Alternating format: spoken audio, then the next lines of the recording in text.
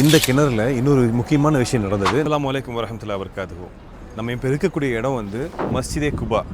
அந்த மஸ்ஜிதே குபாவுக்கு பக்கத்தில் இருக்கக்கூடிய அல் கத்தீம் அப்படின்னு சொல்லக்கூடிய ஒரு கிணறு இருந்த பகுதியில் இருக்கும். இந்த கிணற்றுல நபி ஸல்லல்லாஹு அலைஹி வஸல்லம் அவங்களுடைய முத்திரை பதித்த மோதிரம் ஒன்று இருந்துச்சு. அது தவறுதலாக உஸ்மான் ரலியல்லாஹு அன்ஹு காலகட்டத்தில் கீழே விழுந்துருது.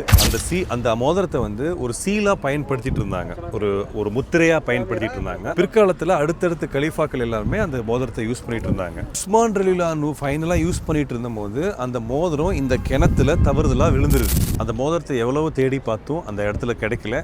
அதனால அன்னையிலேருந்து இந்த இடத்துக்கு பேர் அல் கத்தீம், தத்துடைய கிணறு என்று பேர் இருந்தது. இந்த கிணறுல இன்னொரு முக்கியமான விஷயம் நடந்தது. நபி ஸல்லல்லாஹு அலைஹி வஸல்லம் அவங்க வந்து நடுவில் உட்காந்து கிஃப்ல உட்காந்துருந்தாங்க. அவங்க ரைட் சைடில் அபூபக்கர் சித்திக் ரலியல்லாஹு அன்ஹு, அவங்க லெஃப்ட் சைடில் உமர் கத்தாப் ரலியல்லாஹு அன்ஹு, அவங்க ஆப்போசிட்டில் உஸ்மான் இப்னு அஃபான் ரலியல்லாஹு அன்ஹு. இவங்க 3 பேரும் நபி ஸல்லல்லாஹு அலைஹி அவங்களுக்கு பக்கத்தில் உட்காந்து நபி ஸல்லல்லாஹு அலைஹி சொல்லியிருக்காங்க, ஒரு முக்கியமான விஷயத்தை பகிர்ந்துக்கிட்டாங்க.